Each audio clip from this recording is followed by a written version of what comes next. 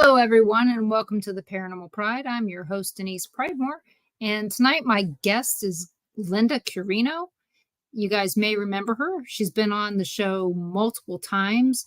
I can't even tell you, the last time she was on was last April, so it's been a little while. And if you recall, she was on a show called Paranormal Survivor, and she is the host of Georgina Today. Is that correct?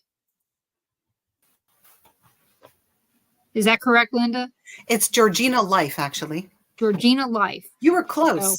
So, I have a heck of a time remembering everything I've read today because I've read a lot. But just so you guys know, Lynda's here. She's having to be an avatar today. Hopefully not avatart, but so because she's a little bit busy and she can't share her background right now, but eventually she will, and you'll get to see her beautiful face. So, and if you guys have any questions about the show Paranormal Survivor, if she has any answers, she'll give them to you. And she loves answering questions about anything paranormal. So make sure you ask those questions, and I guarantee she's going to answer them because she's a paranormal expert. Oh my gosh. They put on, she's a paranormal consultant. So yeah, I know, but it's always funny that's what they put on there. So how? Well, I can actually come on now. I don't have to be an avatar because my husband has finished work. So here I am. Okay. So how did you get chosen to be on Paranormal Survivor?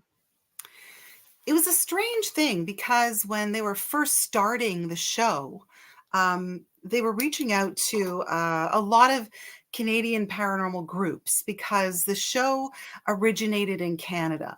So the producers were reaching out to multiple paranormal groups in Canada and kind of, I guess, looking for specific cases that they might be able to use for the show. So they reached out to me, and I answered. And I don't think every paranormal group answered, but I did. And they asked me specifically, how long have you been doing this? Do you have any cases that you can share with us? And so I just gave them information. And I guess they liked what they heard. So for season 1, they used a few of my cases. And actually, one of the cases was Bob Mowers, who was on my team at the time. He has since passed. And we miss him every day, but he was one of the cases. I think they used 3 of my cases season 1. And then in season 2, I think it was season 2, they actually contacted me and asked me if I wanted to be a person on the show, like actually show my face, which was a little daunting for me.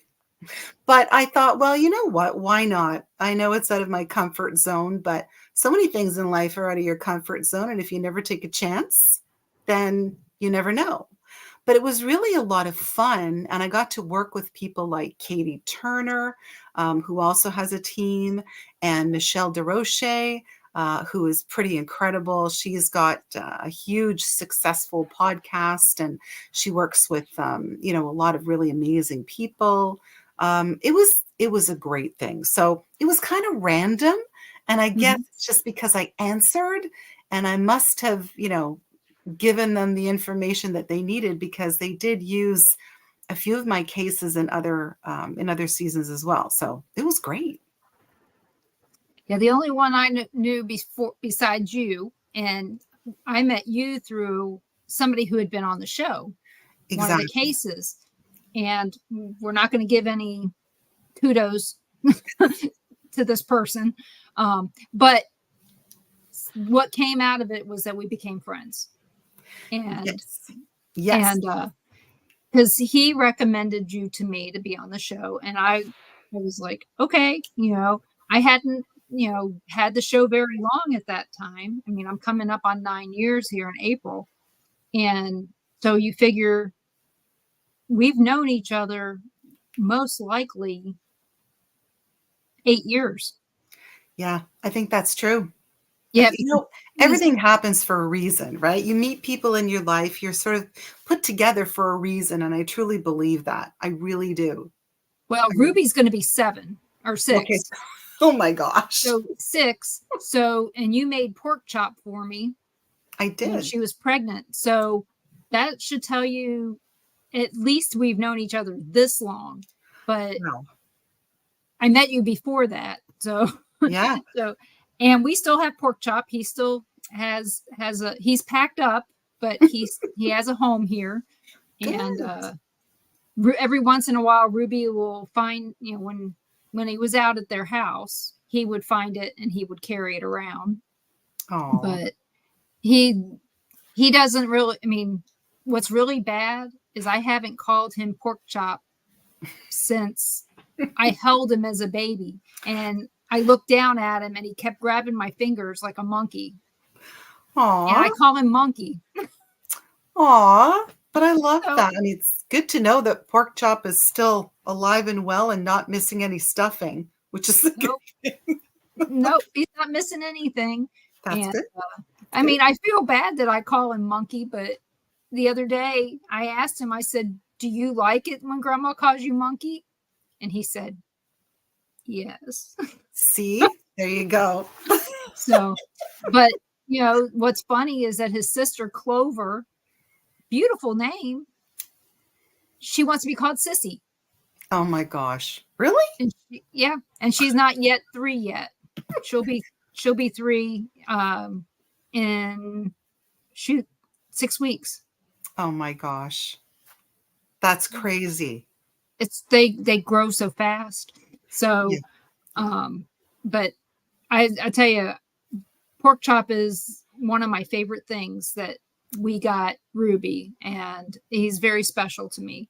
We even had the cake for her bridal or baby shower was Yeah. also a copy of pork chop. I remember that. I do remember that. That was so adorable. Yeah. Just made me so happy. Yeah. The lady who made it sometimes listens to the show, so I won't be surprised if she pops in.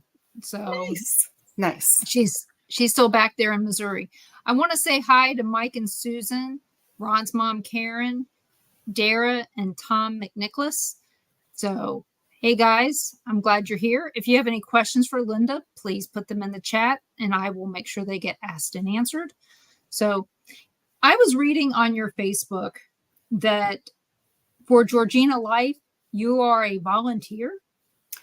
Yes. Yes. A volunteer TV host. I know. Isn't that crazy? So kind of like this, you just go on there, do what you're going to do, and you're not going to get fired because you're volunteering. Well, I've actually been doing Georgina Life for 7 years. I have a co-host, Grant Peckford, with whom I've been doing the show for 7 years. And at one point, they made me the community producer of the show. Which basically means, and it's all volunteer, but it's great experience because it means that I reach out to local people, local organizations, nonprofits, local businesses, and I ask them if they want to be a guest on the show. And I book them on the show, send them guest forms, and I get to write the show, which is kind of fun. So we have an opening chat and a closing chat, and I get to write the chats. So I go online and I see what local things are happening. So local events, any kind of events, and we chat about them and we let the audience know what's coming up. So it's actually a lot of fun because you get to learn about your community and you get to interact with people in your community that you didn't even know existed, which is really great. And of course, when you go to the grocery store, people go, I know you, you're on Georgina Life. Yeah. And so is Georgina Life every day or just once a week? It's once a week. It's a live show, and it rebroadcasts at various times throughout the week. So it's a Rogers TV, local TV show. So it's on Rogers Cable, and you can actually stream it as it airs. So if you actually go to, rogerstv.com, I think you can probably find the schedule and you can watch it. You can live stream it. But it's so much fun. It used to be twice a week, and that was quite a lot of work. But you know what? It's a lot of work, but it's kind of like motherhood, It's rewarding. It's work, but it's rewarding. So, and like I said, you get to meet so many different people, so it's a lot of fun. Oh, I also wanted to say hello to Christopher Pittman. I know I forgot that I saw your name on there, so welcome. And I'm going to assume Facebook user is Gary. So if you're not Gary, then tell us who you are so that we can say hi to you too.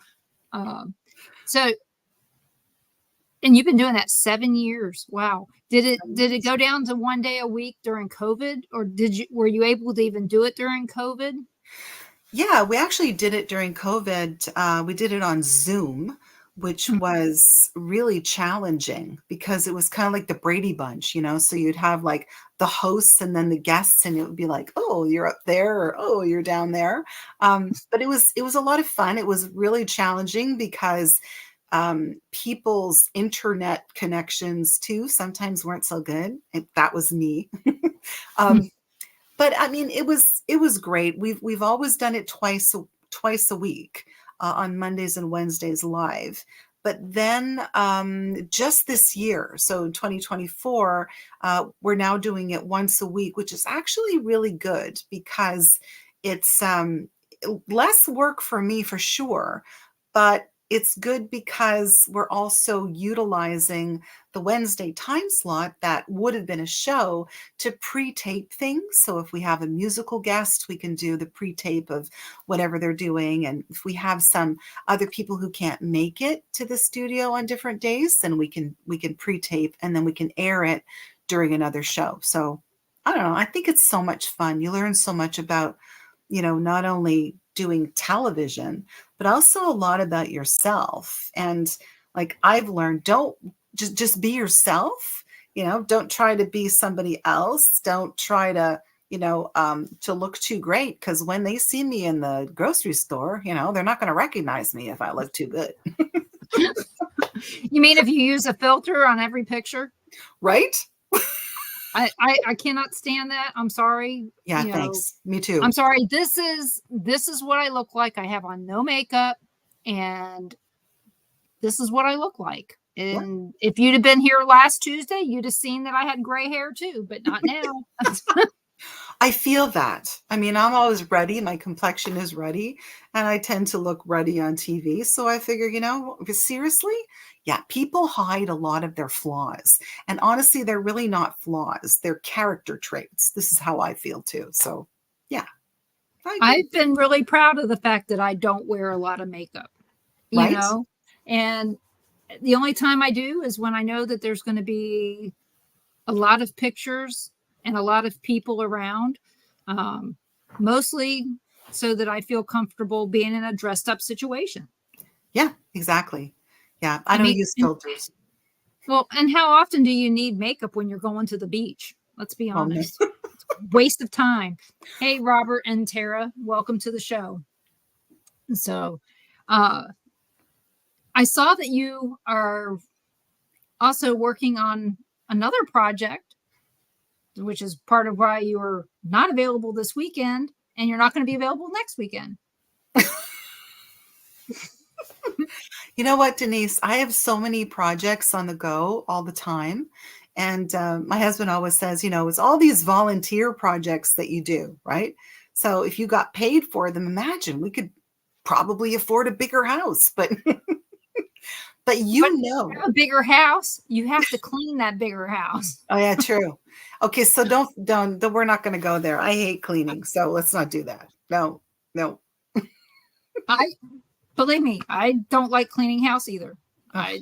I have a million things to do, and washing dishes is always one of them, but it's always the one that's going to wait. Oh, all of mine usually wait, Denise. I just have way too much to do all the time. So, Oh yeah. Hey Judy, I love you too. So my sister. So family oh, reunion time every Monday, Tuesdays, family reunion. nice. I like that. It is nice. So are you still doing paranormal investigating? Yeah, I still have my wonderful team, Georgina Paranormal. Um, Honestly, they're so great. I mean, it took me a long time to actually get people on the team who were committed, who were like-minded, and yet we all have our different strengths, and we work really well together. Yes, we still do them. And there's less now, I find, less investigations, but the ones that we do get are really involved and really interesting.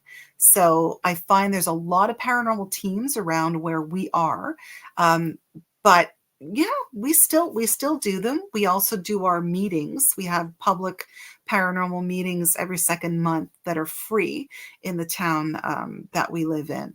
And it's great because, people don't like to share sometimes their paranormal experiences.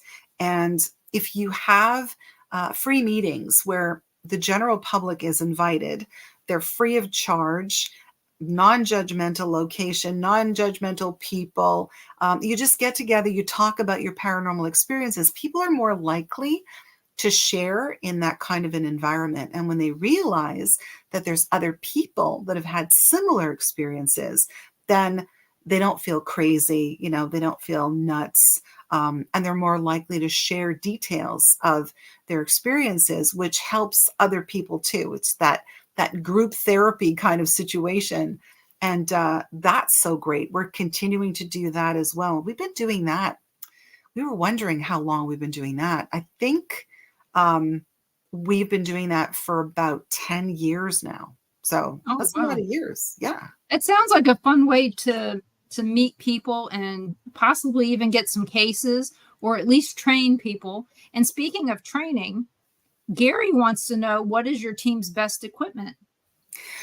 Well, we're the kind of paranormal team that is not heavy equipment based. We do have equipment though, and normally we have all of our equipment out if we're doing an investigation that the client really wants validation on something. They want to see something, they want to hear something. But I've been doing this a long time. I mean, this year it's 43 years that I've been an investigator, which is kind of crazy. But honestly, we're not heavy, but we do have, our spirit boxes. We do have our digital voice recorders. We've got cameras. We've got video cameras. We've got temperature gauges. Infrared. We also have the poor man's SLS camera, which I like to refer to it as, and that is, of course, the Kinect, because who can afford like a $600 piece of equipment that you can lug from room to room? We can't, not yet. We don't charge for what we do, but we have the normal things, and we have some other things as well. So some of our team members, they use things like dowsing rods, and things like that, to determine the energies in a particular area. But we're pretty standard, voice recorders and EMF detectors. We have a REM pod, things like that. So it's kind of standard equipment that we do use. And like I said, sometimes we haul out all of it. Sometimes we don't haul out a whole lot. But I still think, even to this day, that your best equipment is yourself. Absolutely. You are your best equipment. You are your best antenna. And when you've been doing this a while, you can walk into a location and be quite certain that there's something there. There's a change in frequency. There's an atmospheric change. You are your own best piece of equipment for sure. Do you do you find that you're clients have a favorite piece of equipment that they always want to see. Yes. Oh, yes. Clients are funny, because some of them have read up on this stuff and are very skeptical.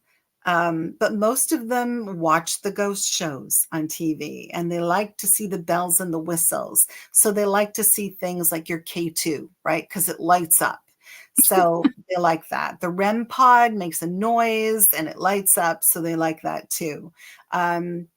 My favorite piece, though, is my digital voice recorder because I love to try and get EVPs. I think that that's such an interesting thing, so fascinating. People like that too, but less so because you've got to rewind, you've got to listen to it. And yeah, they like the bells and the whistles because they watch all the shows. You need to get some cat toys to give them. Oh, yeah. Oh, yeah. We've used those as well.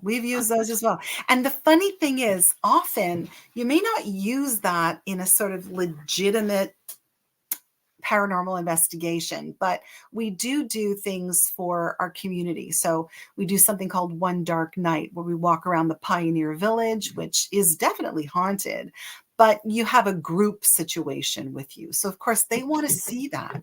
So we might maybe reenact something, put something in a location where there may be child ghosts present. So we might put some cat balls in there. We'll put some trigger objects in there. We have like a boo buddy that we might put in there as well. People love to see that. So when you're in a group situation, people really want to experience something. And if they don't, they get really ornery, they get really upset. It's like, well, Yeah, I wanted to see a ghost, but. Well, the thing is when they get really ornery, that's the time that a spirit will come out and go, I'm pinching your ass. Right? You've got experience with that. I know you do. Yeah, I do. And it's like, I know that it happens. I mean, when we were doing tours at the Sally House, you could always tell who was the skeptic because they were the ones that by the end of the night, they were the ones that were telling everybody, come here, you got to see this, It's so true. And it happened almost every time. It's one of those things that just makes you go, I didn't have to tell you. Right. But it's better for you to find out on your own. Because, and it's like, well, if you didn't think that you were going to have a paranormal experience, then why did you pay to come? Right. Right. Were you just throwing away $35 just because? If you have $35 just to throw away, I'll take it. That's not a problem. But well, some people though, they want to do that just so that they can criticize everything. We've had some of those people too on some of those One Dark Night experiences where all they do is they're in the background talking away and saying, yeah, this is crap, I don't like this, there's no ghosts, what are you doing? We always had the drunks. Those were the ones that I was like, how in the hell did you get drunk that fast at a little meal that took us only 22 minutes to eat, to stay on schedule, I'm right. Like, I don't understand. Did you come drunk? Or another place we went, it was heroin addicts. I'm like, how did you have time to shoot up in the middle of all this? Oh my gosh. No way. Oh, well, the next investigation was free for us because we got to babysit the heroin addicts. Oh my gosh. Yeah, the things you have to put up with. Well, we paid for the investigation we just ended up being on the investigation. And because we were tour guides at the Sally House, we knew how to deal with that kind of person. And so we basically just kept them away from everybody else so that everybody else had a good time. We just spent a lot of time laughing at the stupid stuff, But, if it hadn't been us, it's quite possible that those investigations would have been shut down and at that place. Because if the ladies had known that owned it, and yes, Dara, we're talking about the Pythian Castle. And I think that was when we met you, Dara. And it was just the way that it was, you know. Yeah. I don't get it.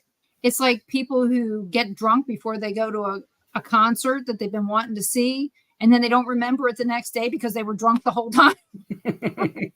I don't get that either. I don't. So, I so I don't. don't know. Hey, Steve and Valkyrie. So, if anybody has any questions, please feel free to ask, or I'm going to just keep going with questions, and that's the way it goes. So, since you're still investigating, do you have anything coming up? Um, Not at the moment. We're always working on little things, so people ask us tons of questions. Um, right now, actually, I'm working kind of with a producer who is doing a new documentary, and I can't really talk too much about it, but it's about things that happen, but on our East Coast. So things that happen in like Halifax, Newfoundland, places that are surrounded by water, things like that. So that's kind of exciting. But we're getting ready for our next meeting, which is this month. I think it's on the 28th. So it's on a Thursday evening, and we're talking about UFOs in our lovely town of Georgina and UFO sightings. So we have a guest speaker that's coming on who I believe he and someone else are working on a book about UFO sightings in our fair town. But they've done a book about the local Lake Simcoe monster. Oh, there you go. I love it. How timely. Well, this is one of them, but this is they're the same book. They just got different names. This Oh, is just down the road from where we live now, the nice. Gulf Breeze. So it's like, okay. So needless to say, it's got to be really interesting to have somebody on that can talk about UFOs from an experiencer standpoint. And is that how he's going to be talking, or how they're going to be talking to you? Is it as an experiencer or as a researcher, or both? Um, I think both, as a matter of fact, which is great because you got that double-edged sword thing, right? It's like, yep, you on the one hand, you've experienced stuff, and on the other hand, because you've experienced stuff, you've probably done a lot of research and probably talked to a lot of people who've had similar experiences. And I'm hoping a lot of people come and that have had experiences because it's interesting having done this work for so long, how many people who live close to water, either an ocean or lake, have had multiple UFO experiences. And here, especially, we've got an island. We have two, Georgina Island, Snake Island. There's a couple of other islands, but I was told in 1991 by this man that there was an underwater launch pad, a UFO underwater launch pad at the base of one of the islands up here. And since then, I've heard so many people saying that they've seen unexplained craft either taking off out of the water of the lake or going back into the water. So we live on Lake Simcoe here, which is quite a large body of water. And yeah, tons. So you must get a lot of that too up there. I don't know. I know that, off the coast of California, there's a location that they say that they have submersibles, that are just showing up randomly and people have seen them. Right. The Gulf Breeze sightings, which is straight south of us, I'm not sure about that yet. I have not opened the book to read it because once I start, I know I'm not going to stop. Right. and I know that I got about a week of recovery time coming up, and that might be a good time to read it. But I want to know more about what happened, even though this very book, the librarian tried to talk me out of taking home, which I've never had a librarian do that. Tell me, you're going to waste your time reading that book. The Cessna Club said that they were flying around that night with their interior lights on. I said, in 1990, they were doing that, and they came out in 1999. They forgot for 10 years that they did this. Right. And, you've met Kat Hobson, when Yes. she was my producer. Yes. She knows the man in black that investigated. And she's told me she's not going to tell me what they said until I read the damn book. So I got to read the damn book. Well, then you're reading the damn book. Yeah. So, and hey, John, and Steve asked a question. He asked, what was the name of the Paranormal Survivor you were on? And I know that it was multiples, but what can you tell me? One of the stories belonged to one of your co-team members. Yes. What was one of your stories so he can go look it up? And gosh, interestingly enough, I'm trying to think. Oh yeah, I know which one it was. There was a haunted mirror, which was actually one of my cases. And that was, gosh, I don't even know what the name of that episode was, but I'm actually on in seasons 3, 4, and 5. I know for sure, or 2, 3, and 4. Gosh, Denise, it was so long ago, but I would sort of pop in and out after a lot of the cases. So I was on pretty much all of the episodes in those seasons, but one was actually my case. It was in Queensville, Ontario. And it was a haunted mirror. So some lady bought a dresser with the original mirror and wanted to renovate her bathroom and have that particular dresser be the, what do they call it? The vanity in the bathroom, so that they could cut a hole in it and put a sink in it and all of that. And she bought it at a local antique store. Stored it in the basement along with the mirror until they could do some of the renovations. And her son was experiencing some really weird things. So she only had one child. And this particular son was sort of a latchkey kid because they were both working. She and her husband outside the home. He would come home after school, get some snacks and go downstairs and watch TV or do some gaming. And there was a couch situation, with the TV all set up. It was very weird because he literally had hands come out from the couch, he claimed, and grab him and hold him, push him into the couch. He was terrified. The doorknob would rattle on his room. And so they called us to investigate, and I went to check it out. And it was the most incredible thing because she eventually, paranormal investigators, we're a weird bunch, right? Because we have a whole bunch of questions that we ask these people. Did you bring something into the home? Did something change? Did somebody move into the house? How long have you been experiencing this stuff? Where in the house? Blah, blah, blah. So from all the questions that she answered, we kind of ascertained that she had brought something into the house. And as soon as she brought it into the house, this stuff happened. But it wasn't the dresser, because some items can certainly be haunted. It wasn't the dresser. It was totally the mirror. And when I had gone into the bathroom, I felt the vibration from that mirror. It was the strangest thing. And because you've done paranormal investigations, mirrors are weird things. And some people don't believe that they're portals or that spirits can enter into a mirror, that there's sort of another dimension possibly. But honestly, when I walked in that bathroom, I could see things in that mirror. And I asked her, is this the original mirror? And she said, oh, yes. Did you store that in the basement? Yes. So whatever was in the mirror had escaped the mirror and began to wander around the house, but eventually would go back into the mirror. So that was a strange thing.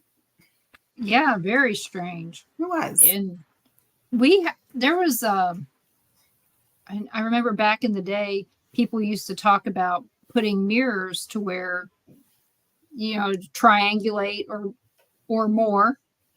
so that you could see into the mirrors, like in a dressing room, Right. but more so, across from each other, and they would use it as a portal. There's also the devil's box. They talk about that. It's supposed to be like a puzzle, and Yes. they have to try to figure out how to get out. It's all mirrors on the inside. Right. So if that's the case, that's like Isaac says here, never face mirrors together. So that's one of the things that I remember back in the 70s. People used to do that. I mean, it wasn't even intentional. It was, hey, I'm putting the mirror on this wall. I'm putting a mirror on this wall. I think it looks good. It makes my living room look bigger. I love it. Not realizing that you're creeping out the babysitter every time she comes over. Right. Right. That she's seeing stuff moving back and forth. And yeah, it could have just been car lights and stuff, but they don't know. What they're seeing, but it created shadows in the house, making it weird. Exactly. So, yeah. But, I know. That's funny. That's funny. I want to say hi to John Long. I hope you're doing well. I think about you a lot. And so does Ron. We talk about you too. And it's all good. So, when I'm going to go back to Georgina Life for a minute. When you're doing that show around the Halloween time, do you guys go into some of your paranormal stuff to, maybe draw in inspiration from that to do shows? Well, we always feature the Paranormal Society on the show in October. So we do a Halloween episode. So we often have people on Georgina Life from my team who will bring some pictures, because we've taken some really strange pictures as some of our investigations. People have also sent us pictures as well. And from those pictures, we've connected with them and gone to see what was going on and had some really strange experiences. So yeah, we feature some stuff that we've done on the show. But, interestingly enough, we've never had a camera crew or something from Georgina Life follow us around a local haunt. Maybe that's something to consider. That would be fun. It would be good if something should happen. I remember there was a news story on, and it happened to get caught. Everything got caught on camera, and in Alton, Illinois, at McPike Mansion. And it was one of those things that you wouldn't expect to happen. And so they had all these paranormal experiences. And as the cameraman was leaving, he said something about them faking it. And at that point in time, one of the biggest branches on the tree just fell right behind him as he was walking off the property. Oh, yeah. He never came back. No, I wouldn't imagine he would. It's funny how that happens, right? How when you express your skepticism, how that happens. Because the first big thing that ever happened to me when I was, 18 years old, one of my first investigations, and this is back in Montreal, because that's where I'm from, born and raised. It was so weird because I had gone to interview the lady who was having experiences in her home and telling me that things were being moved. And I was like this fledgling investigator. I had no idea really at that point what I was getting myself into. And in my head, I said, all about this stuff, I'm sure. In my head, as I was taking notes and she was telling me, things move, things have gotten thrown at people. In my head, I'm thinking, things have gotten thrown? Like, there's no way. There's no way. There's no way. And about 2 seconds later, this huge crystal ashtray flew from the top of the fireplace mantle. It literally went past my head and hit the wall in back of me.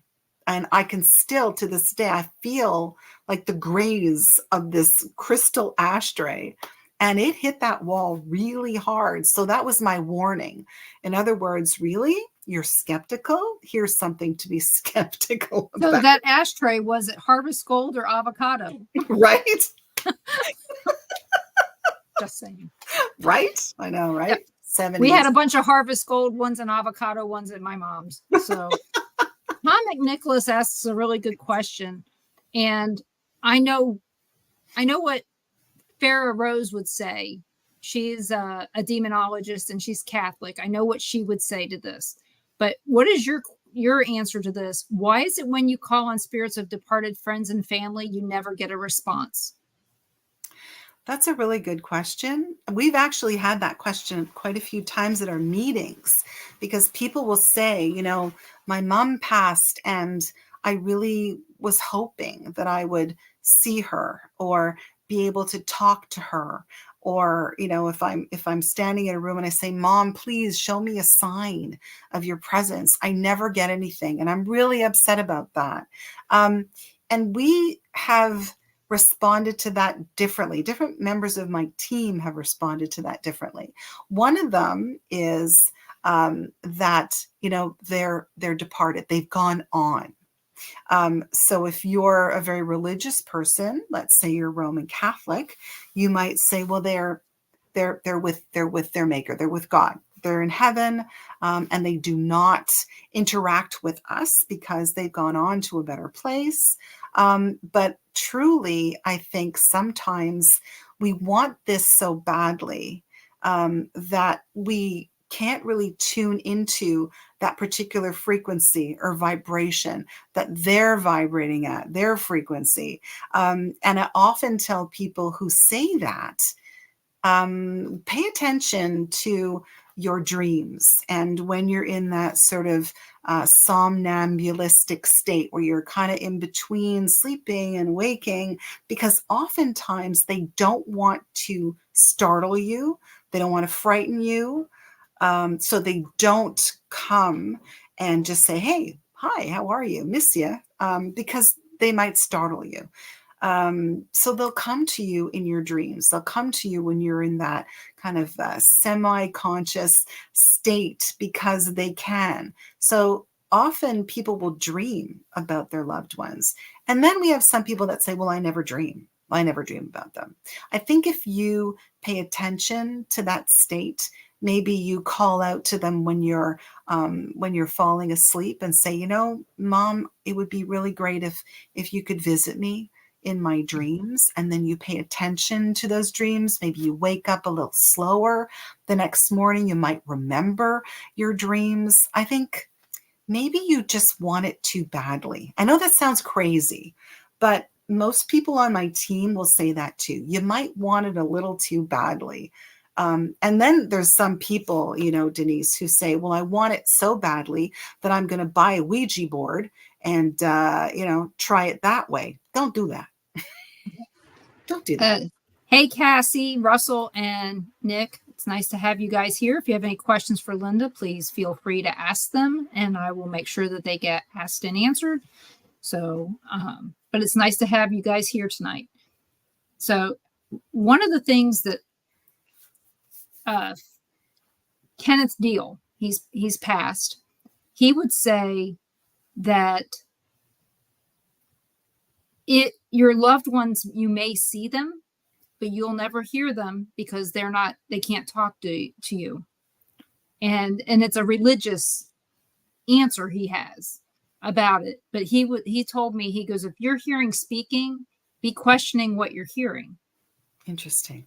Because your loved ones, most likely, you'll see them in a dream, but if they're talking to you in the dream, you need to wonder who you're talking to. Are you being manipulated by something? You know, being a demonologist and seeing all the stuff that he and Farrah had seen, that's what they had seen in their studies, that most of the time it was something that wasn't what you wanted it to be. And because you're open you're so open to it, you're going to take anything that comes and make it be them, even if they sound like that person or look like that person. Right. But then there's also the other thing. My mom's been gone. Well, you know how long my mom's been gone. She's never come to me. I've not seen her. And my sister feels like she's around her all the time. I mean, maybe my sister needs her more than I do. I don't know. But the only time I think that I may have heard her was when I was in the hospital back in 2021. She'd been to that hospital many times, and where I was at it used to be the maternity ward. So she would have been there when I had one of the kids, but they don't do babies anymore at that hospital. But I heard the way she walked. She had a certain way that she walked when she was wearing heels. And nobody wears heels in the hospital unless something really strange happened. But I swear I heard her walk in my room. And the thing is, the nurses and doctors all wear soft-soled shoes. Yes. Non-slip for Right. a reason. Right. So it was just one of those things that maybe I needed her at that moment, or she thought I did, that she showed up. But any other time in these 6 years, I haven't witnessed her at all. Interesting. Well, so yeah. Do I want to see her? Yeah. Am I going to put my whole thought process into that? No. Right. She'll come to me when she's ready. And maybe there's something else. Maybe it's because it's somebody that we love. The reason that they can't talk to us is because we're going to ask those questions as to, what's it like over there? Are there really ghosts? Are there, all these questions that we have as paranormal investigators? Maybe we're not allowed to ask those questions, and maybe they're not allowed to answer. Yes, it's interesting you say that. There is this gentleman who I've been in contact with who contacted our team years ago, who lives in the UK, and he is very intuitive, and he has said to us that he fully believes and that he's been told that there is a hierarchy in the afterlife. And there's also a rule that basically says, don't talk to the living. Please don't talk to the living, because we're not supposed to know anything about what goes on in the afterlife. And it is because we can't handle the truth. Exactly. Right. Because it's a big secret, and we're only allowed glimpses into that. And he even goes as far as to say that if someone does contact you and speak to you, that they're basically, I'm going to say, reprimanded for it, because they're basically slapped on the wrist when they do that by whoever or whatever happens in the afterlife, as if to say, yeah, you weren't supposed to do that. So no, this is not happening again. So hopefully it's not like a multi-level marketing scheme up there. Right? God, that would be horrible. I'm fine with hierarchy as long as not an MLM. We don't want that. No, I don't want to have somebody trying to make me sell Amway products to my neighbor. No, that wouldn't be good. That wouldn't be good. No. But hello, I'll tell you. Hello, Jim. Thanks for joining. I have to tell you this because you'll appreciate this. So we had someone who was a guest speaker and talking about reincarnation at one point. And after the guest speaker left, a couple of people came up and started to talk to us. And one of them said they fully believed that the reason that they haven't heard from some of their relatives is because, well, they're back here. They're not there anymore. They're back here. So there's another plausible explanation. There's a lot of them. Yeah. I don't think that we have just one answer. And hello, Kevin, another family member heard from. So John said, I'm going to share this because I want everybody to see this. John Long says the spirit won't tell you. You won't see the spirit until you're in REM state at 8K hertz. They are lower to your brain frequency and will talk to you. It may seem like a dream, but it's not. Yes. I kind of sort of believe that. And I'll tell you why. Because a lot of people tell me that they dream about their loved ones, but they feel that it's real. And so I can understand what he says. So they wait until you're in that REM state to actually communicate with you. Interestingly enough, when my aunt passed away, she and I were quite close. And very soon after she passed, I had this great dream, but I knew it wasn't a dream. I was actually participating in this dream. And in the dream, she telephoned me. Now, in the dream, I knew she was dead, but she called me on the phone, and she would call me at least once a week. And she called me on the phone, and it was like she was still there. And she said, "Hey, Lynda, how are you? It's Auntie Annie." And I said, "I'm good." And it was hollow at the other end. It was a strange, strange thing. And I said, "Auntie Annie, do you know where you are?" And this is after a conversation, because she kept me on the phone. She asked me how the girls were. How's Ralph? How's your husband? How's work? How's everything? And then I said to her at one point, "Do you know where you are? I mean, where are you, Auntie Annie?" And she said, oh, I don't know. That's a good question. And then she hung up. So I thought that was interesting. Really interesting. Yeah, kind of like she didn't really know that she wasn't around anymore. And she did, I think she had someone there with her when she passed, but she didn't have, as far as I know, she didn't have a family member there with her. So it could have been that she was checking in with me, trying to find out where she was. And she knew what I did, obviously. She knew that I was a paranormal investigator. And my take on it was she was calling me to just make sure that, yeah, she maybe was dead. I don't know. But it was a strange phone call. But I felt as if I was a participant in that. And I think most people who dream about their loved ones, they feel that they're participants. Yeah. And John feels that it takes about a year for a loved one to learn how to contact you, That's to probably learn their new environment. right.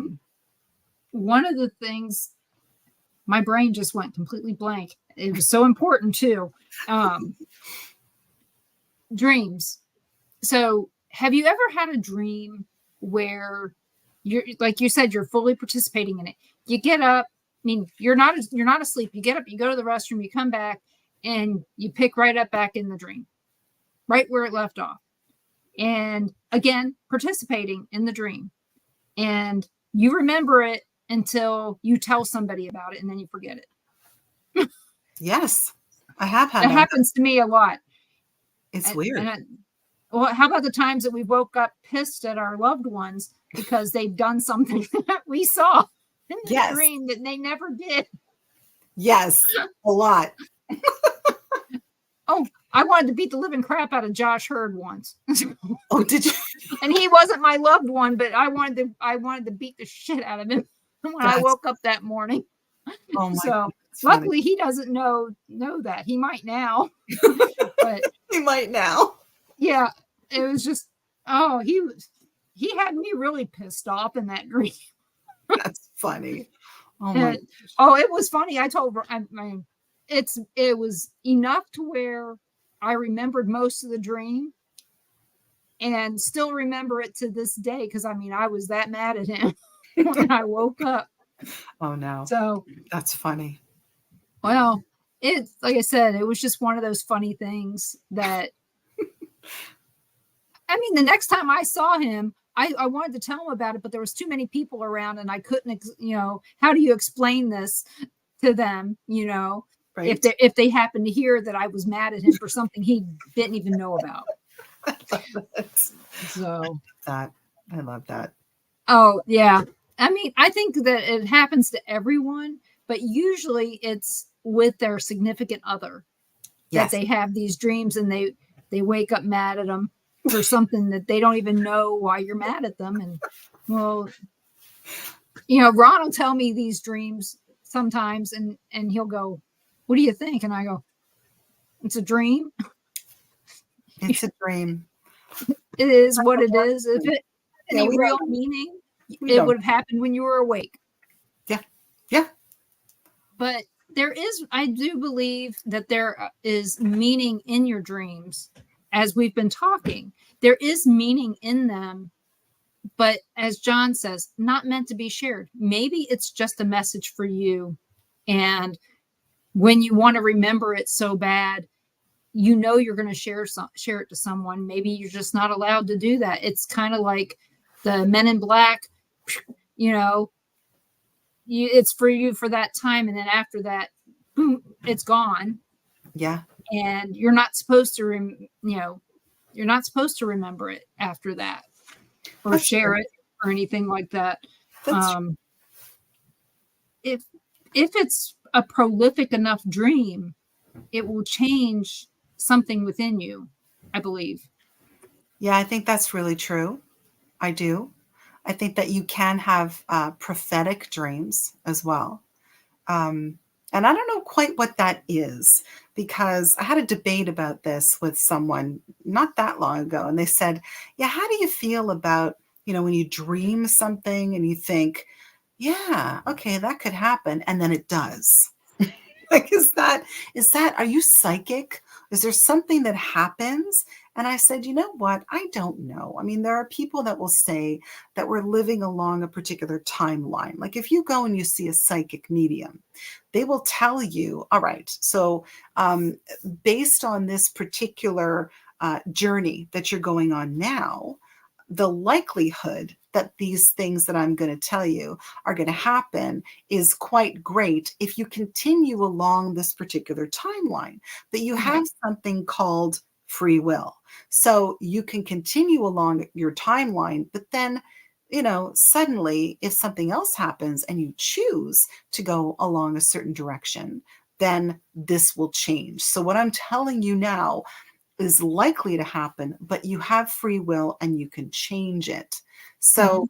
maybe it's the same thing. Maybe our dreams can be prophetic. Maybe we do have the capacity to know a little bit about what's coming up in our lives, and they're glimpses into an alternate reality or something like that. And then we're given the opportunity to glimpse that particular reality. And then we're given the opportunity to maybe make some changes or some decisions. I don't know, but it is true because I love to journal. I've journaled ever since I was 7. So I have a million diaries at home. I write down everything, what I'm feeling, the dreams that I've had that I can remember, everything. And there have been some dreams that I've had that have actually transpired. And I've forgotten that I've written them down. And then when I go back, if I've got time, or I look in my journal box and I just grab one and I might read it, that I actually go, holy cow, this actually happened. This is weird. So I think you can do it. I think there are dreams that are prophecies. Wow. Could be, but when I ordered chicken nuggets at McDonald's instead of going on to Whataburger, I changed all that.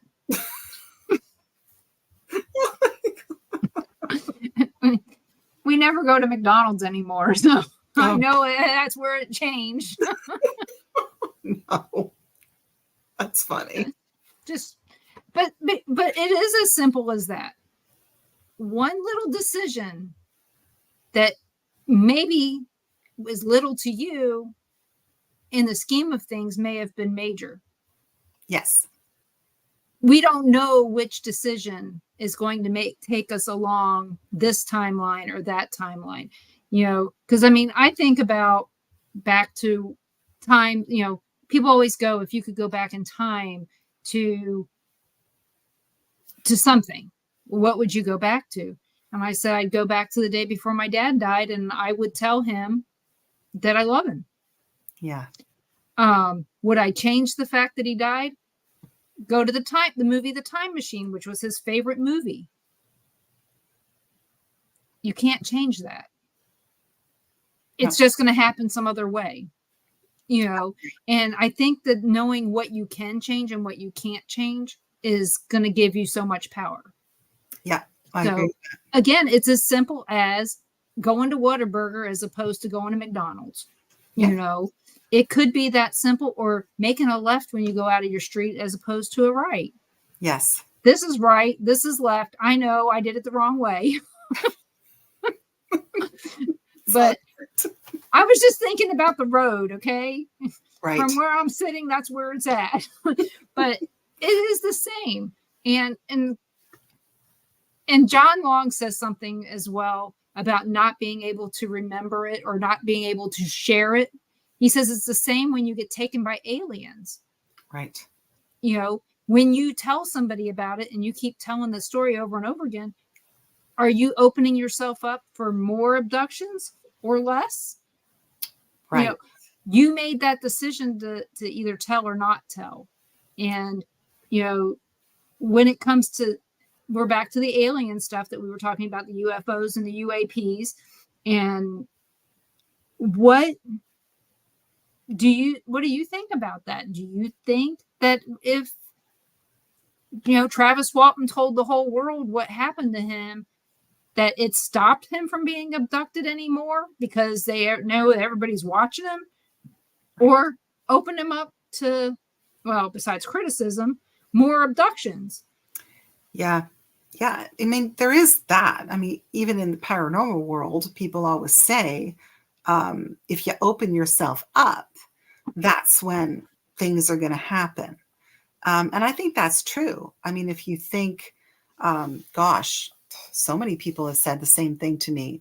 Nothing ever happened until I started, watching the shows, or until somebody told me to read this book about alien abductions. And then suddenly I started to realize things.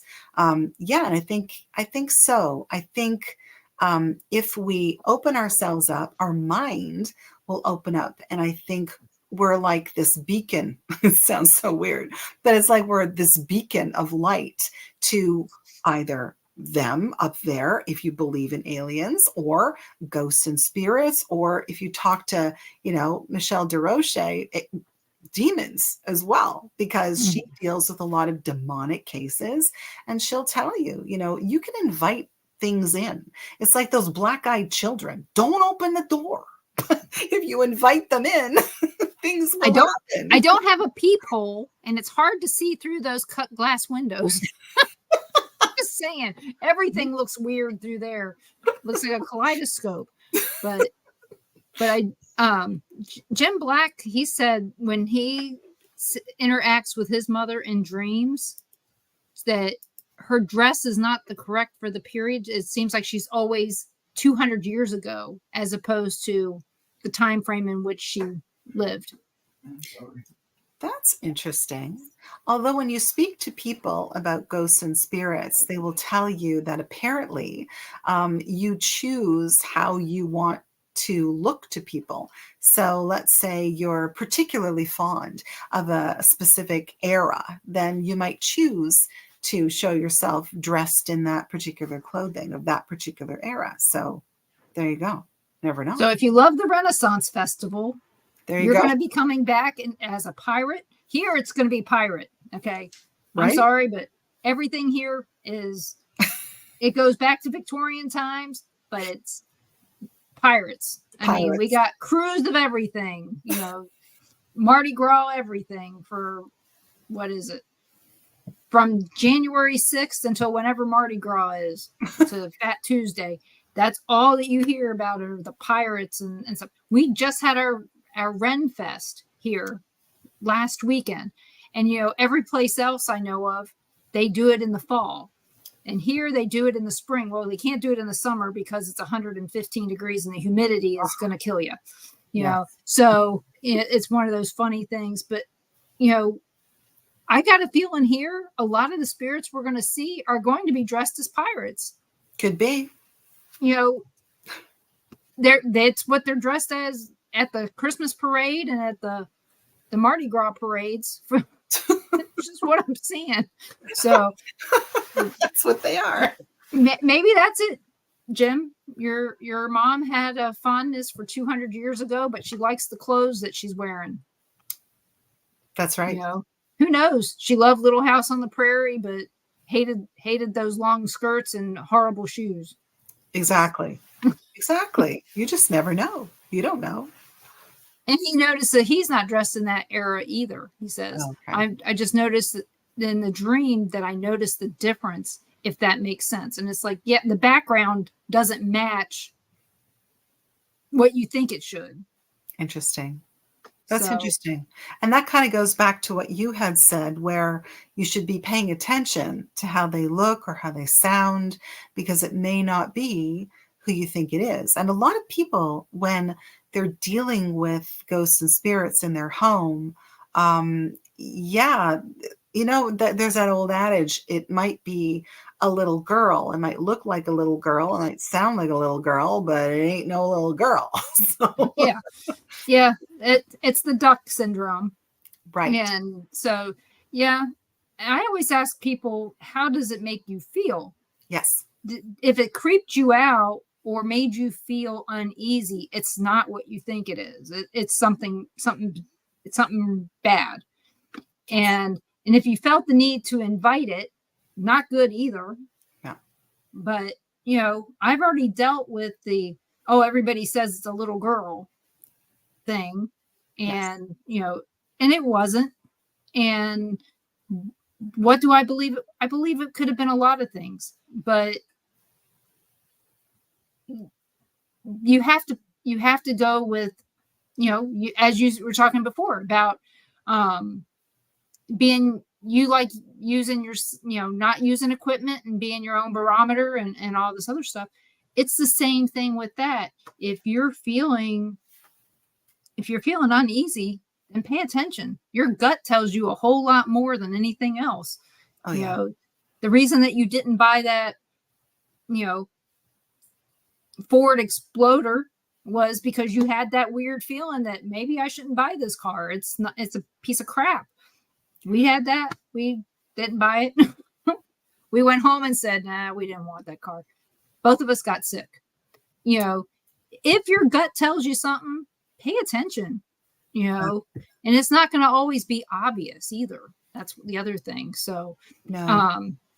John also says that, when we were talking about abduction and being able to remember and all that, he says that is the same if you feel like you have been somewhere or done something, there is a shift in your timeline. And I'm going to go with deja vu. Is deja vu more like a time shift, or is it just, just a dream that you had and you felt like you were there for real? Or were you really there and you're just reliving it because something changed to where you had to go back? Yeah, that's a good question. I've had a lot of deja vu in my life, and a lot of people do have deja vu. And I mean, we're never going to know. And I always say to people, we're never going to know the truth about, reality until we pass. And even then we may not know. But until somebody, still a ghost or whatever, taps you on the shoulder and goes, oh, by the way, let me tell you about the nature of reality. Like, we're not going to know. So a deja vu, you never know. It could be, I don't know, could be a blip in the timeline. It could be a whole bunch of things, but I've had a ton of them. So did I live this before? I don't know. Is this an alternate reality where this has happened before or something similar? I don't know. That could be. I'm not sure. Or are you psychic? Right. Exactly. We have a whole list of things it could be. Yeah. And that's why we call it deja vu, because we can't really call it any of these other things, because if we do, we're nuts. No, well, that's true. That is true.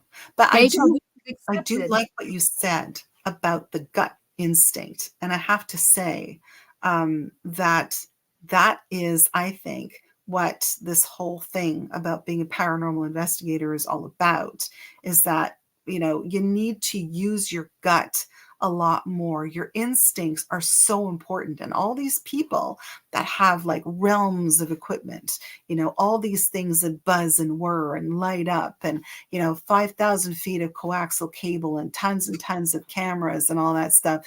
I mean, that's all well and good if you're doing the scientific method and all of this. But honestly, being a real paranormal investigator is really concentrating on, hey, how does this make you feel? What are you feeling right now? And it's so very true how attuned you can be if you really do rely on your gut to the frequencies in your environment. Because we all know the adage, you walk into a room and you start feeling sick. It's because your gut is telling you that there's something there that probably shouldn't be there, or that there's something there that's affecting the environment, and you're picking up on it because you're tuning into it, and it's your gut instincts. And it's funny that all kind of coincides and it all kind of goes together, because we were talking about not seeing your loved ones who've passed and wanting to see your loved ones. My father passed away in 2001. And I really wanted to interact with my dad. And he knew that I was into this stuff. I was very close to my dad. And I can safely say that I know instinctively when the essence of my dad is around me. I know that. I mean, I was very sick at one point. I don't remember a whole month of my life. I had a terrible nervous breakdown, complete and utter horrible thing happened in my life. But I knew that my dad was there. I could feel his essence there. I knew it was him. And a lot of people will say, I don't see my dad, or I don't see my mom, but I smell the perfume, or I smell the way her sweater smelled when I was a kid. So I know that it was my mom. But it's so important to be attuned to your gut instinct. When something feels wrong, don't do it. When something feels right, do it. But your gut will tell you what's going on. And there are certain things that spirits want to tell you, and it's only meant for you. And that's why I get so angry when people say, oh, I had a paranormal experience and this happened. And other people will say, oh, that's crap. That's not a paranormal experience. The issue is that things are meant sometimes specifically for you. And other people don't get it. They don't understand it, which is why, they'll say, oh, well, that's crap. And they'll just poo-poo it away. But things are meant for you, and spirit will tell you when it wants to communicate with you. But really tune into your gut, because that's where it's at. I tell people all the time, if I get a message for somebody, it'll sit there and gnaw at me until I can tell them. Once I tell them, I don't remember it anymore. Yeah. Once it comes out of my mouth or I write it down, I'm done. It's out of my hands. I've given the message to that person. I don't have to hold on to it anymore. And if people remember Kelly Bundy from Married with Children, and they were filling her mind full of stuff, I feel like I'm that person that you're going to fill my mind full of stuff, and the important stuff's going to start falling out, and I'm not going to know my name. I truly believe that's going to happen. So once I speak it, it's done. Yeah. It's just like I can interview you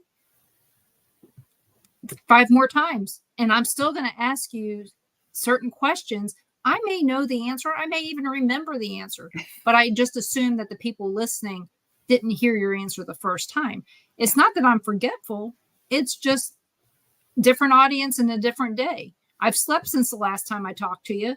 I'm going to ask the question again. I could talk to you again in a week and might even ask you the same questions again. Yeah. But there's some reason that I've got to do that.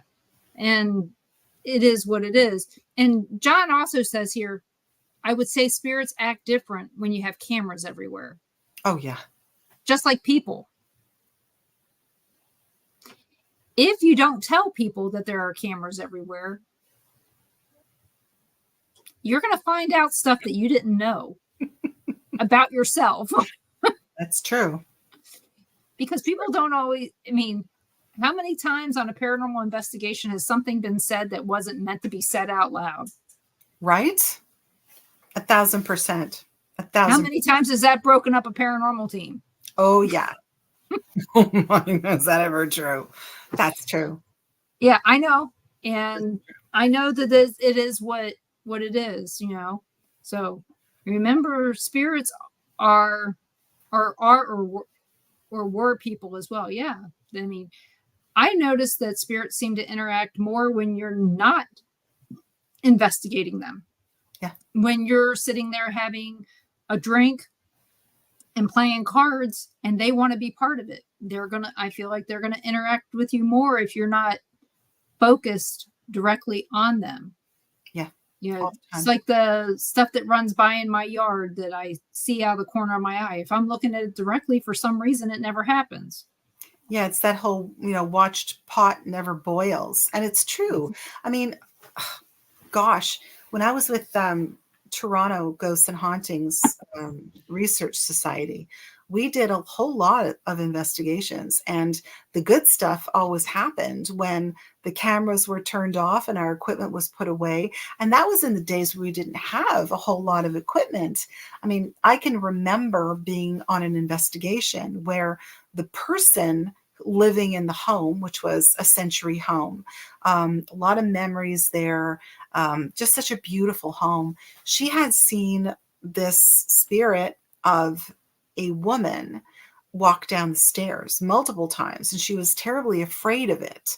And she wanted us to investigate. So I was set up at the bottom of the stairs with another person. And all these cameras were on. We were there all night. Nothing happened. I mean, absolutely nothing happened. And then we got, to the point where, why are we here? So 5 o'clock in the morning, all the cameras went down. Everybody was putting away their equipment. Some people left to go get coffee. I was at the bottom of the stairs with this person, just zipping up the camera bags and everything. And all of a sudden, that's when everything happened. So that's when the temperature dropped. And this was in the summertime. So it was really hot. But it was freezing cold, almost to the point where you could see your breath. And then we both looked at the stair, and sure enough, this solid apparition, solid as you and me, came gliding down the stairs. The only difference was that it wasn't solid from sort of the knees down. There were no feet. She had no feet. But it was a woman, and she was walking down the stairs as solid as you and me, and glided right out the front door, which was shut. And then as soon as that happened, the temperature started to rise again. And this person looked at me and said, "Oh my God, did you see?" And I cut her off and I said, "Write down what you saw. I'll write down what I saw. Take out your notebook and then we'll exchange notebooks. So I don't want you to taint what I saw, and I'm not going to taint what you saw." And we saw exactly the same thing. But that was right after all the cameras were put away. It's almost as if spirit says, "Okay, now's the right time because you're not focused on me." And how many times you've been to an investigation, you've got cameras going, you've got all kinds of stuff, and your batteries will drain or your cameras won't work anymore. They'll push things over, they'll screw with the energy in the room, they'll drain everything that they can because they don't want you to see them. They don't want you to experience them. And that's how you experience them, is through camera drains and all that stuff. So true, right? Yep. Ron actually witnessed at McPike Mansion the mist that they talk about on Fact or Faked. That, Ben Hansen had the whole team go out there trying to get this, to see if they could recreate it, and they couldn't. Wow. And the thing is he could see it through the camera, but the camera was on, but it wasn't filming. Wow. There you go. And so, how many times are we using our cameras on our phones to see stuff?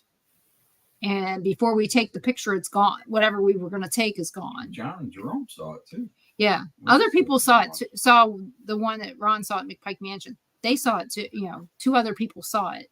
So it's always interesting that a lot of the activity is either when you're setting up or cleaning up. Yeah, it's true. It's true. And there are some people that tape the whole time. They tape until they walk out the door. Yeah, it's true. But often we find this on, many occasions, you have to be there for quite a long time, sometimes before you get any interaction. It doesn't happen immediately often, because it's almost like they're watching you. They're trying to figure out what you're doing. They want to interact with you, but there's, like anything else, if you meet somebody that you don't know, there's no trust factor there. They don't know who you are. They don't know you from Adam. So often when you walk into a location, you have to be there quite a long time before there's that trust established between you and spirit. And then they might do something. They might say something. You might actually get a voice over the spirit box, or you might get an EVP or 3 or 4 EVPs, same voice. But there's that trust, right? There's that I don't know what it is. It's like this interaction needs to happen between you and spirit, but it has to have an established trust. I agree. Because a lot of times it's not going to happen the way you think it's going to happen. And, what do you do then? There's been times, you figure we went to the Sally house for months on end for 7 years. And, as soon as we'd show back up, everything would start happening almost immediately. But yeah, there's no way to know what these spirits are thinking.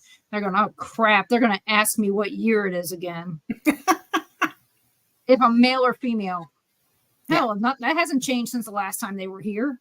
You or hey, is it different now? Yeah, it's different now. Sorry. Yeah, it's true. But yeah, what, how do you investigate to make it different for the spirit so that they're not answering what year it is and what their name is every damn time? Yeah. Yeah. I think that's so true. You're absolutely right. And I think the key is to do your research. When you go into a location, know a little bit about what's happened there. Know a little bit about the location, enough so that your questions are more pointed. They're not so vague. They're not so ridiculous. And sometimes, finding out the names of the people who lived there, finding out a little bit more in-depth information that some people may not know, really does trigger a response from them, because then they know that, okay, you mean business. You're not like everybody else who's going to say, hey, my name is Barbara, and how are you today? Really? No. Yeah, there's been some times where that's all I wanted to do is come up with a unique question. Yeah. Whether, I do it at work all the time. Come up with a unique question to team build. It's the same thing. How do you do that? And then, without using Facebook as an inspiration, because, that's the last thing they want at work is more Facebook. Okay. Yeah. But, where is home? That could be anything. When you think about home, do you think of the house that you're in? Do you think of a certain place when you were growing up? What do you think of? Because, where I live now is my home, but when I dream of home, it's my grandma's house. Yes. Maybe it's the same thing. If you ask a question that makes them think, maybe they'll be more likely to answer. Yeah, I agree with that. And John, I do believe respect and accept in some places. Some places don't get respect, and that's where criminals were.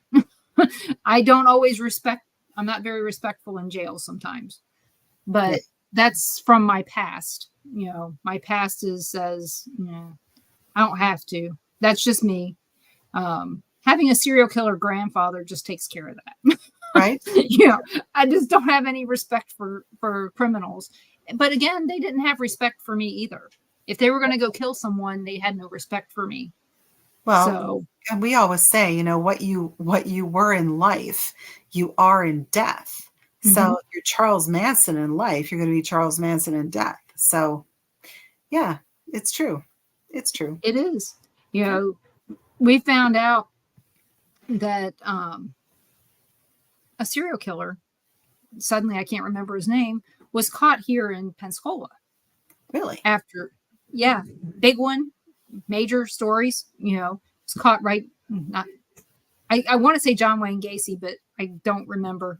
And, but got caught down here behind a restaurant. And, it's a big deal here, but I have to say, he was a gentleman to a lot of people. It's the other side of him that, we as people, Ted Bundy, thank you, There you Ted go. Bundy, treated everybody in public with respect, even the lawyers and everybody else even the cop that pulled him over, he treated with respect. Wow. But these other people, he did not.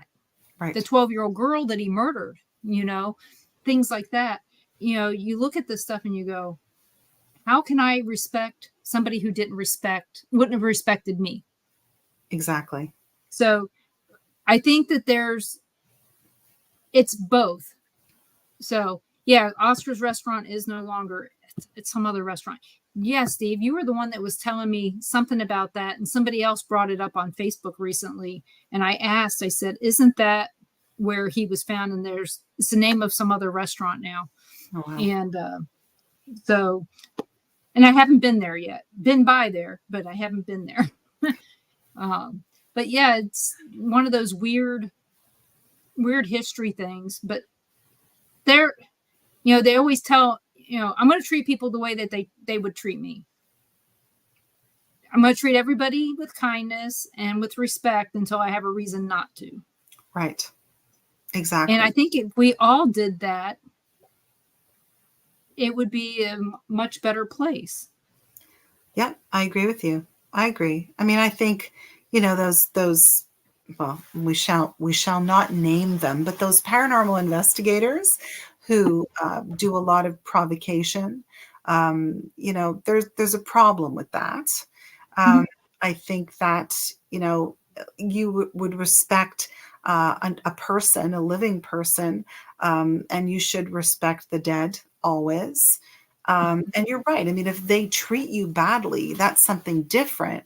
But also, what I tell people is, if you get scratched or you get pushed, that doesn't necessarily mean that they're horrible. They're horrible people.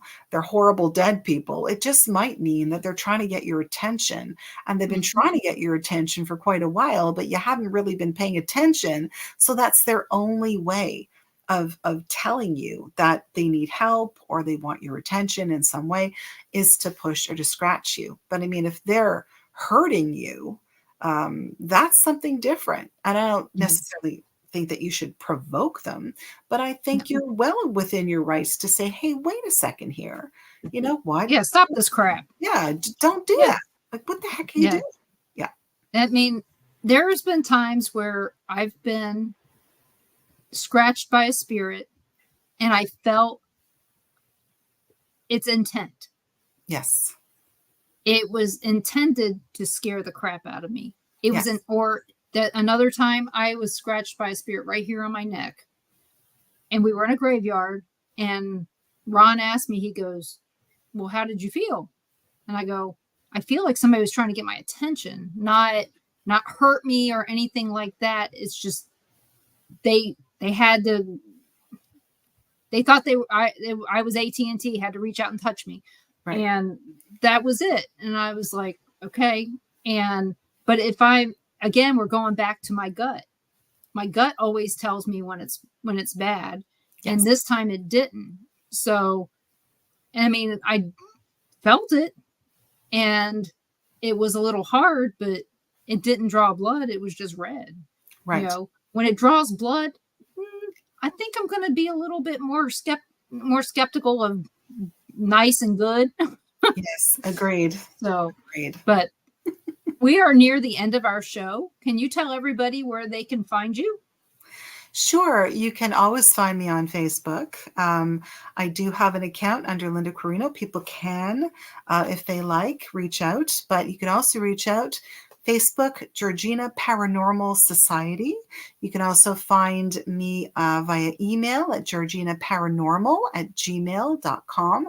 Or you can always message us on our Facebook page. We have a website, georginaparanormalsociety.weebly.com, because we have a free website. And it's been such a pleasure. Gosh, I miss you. I miss you too. I hope that someday I make it up that way. Yeah, or I'm glad the border's open. Right? Yeah, come here, come to the beach. There you go. Not right now. Right now it's not that good. It's spring break, and apparently the Portuguese man of war is out there, and people are going, "Oh my God, look at this big blue jellyfish! It's scaring the shit out of us." Yes. Oh, and if you've been seeing any of the great white reports, if you look that up, Navarre, that's the beach that we go to, and that's where the great whites have been being seen lately. So, but and Tara says, come to Montreal. She apparently wants you to make a trek back to your home. I think we both need to go there. That's a really cool place. Honestly, I miss it too. I've never been, but isn't that the shirt that you had? The Canada shirt that you had was it's just the He used to have a Canada shirt that I used to wear all the time when we first met. I love it. I'll have to send you one. He went to Winnipeg, is what he said. Oh yes, we call it winter peg. It's a winter there a lot. Yes. Well, just kind of like North Dakota, right? Yeah. It's winter there a lot too. Not this year. This year it hasn't been as bad. True. But I'd like to thank you so much for coming on. I hope everybody enjoyed the show, and join us tomorrow night on Paranormal Nation Radio, Not So Normal, at 5 p.m. Central. It'll be Carl, Ron, and myself, and a guest. We'll figure out what guest it's going to be. I think that no matter who it is, it'll be a great time. And please join me here next Monday night at 7 p.m. Central for the Paranormal Pride. And I'm going to tell everybody, I'm going to leave the show like this, so just so you know. See if John. I am having heart surgery in April, and I am not feeling all the greatest all the time. So I may be canceling shows or not scheduling shows for a little while. I am coming up on my 9-year anniversary, so I really would like to continue to have shows until I have heart surgery. But it is what it is. So please keep listening. And if you don't see me here, it's not because I didn't want to have a show. It probably just didn't feel up to it. So that's it. So, and if you really want to reach out to me, and I'll tell you what's going on. It's just, I try to keep this kind of stuff more private, but sometimes it's hard when you got people sending you messages going, why aren't you answering me? It's because I'm busy getting a lot of crap done. So as you see, the room is clean. That's why I'm cleaning everything. So, but you know what? If you guys have any ideas for guests, please reach out, and I will see you guys next Monday at 7 and tomorrow night at 5 p.m. Central with Ron and Carl on Paranormal Nation Radio, Not So Normal. Thank you guys, and have a great night.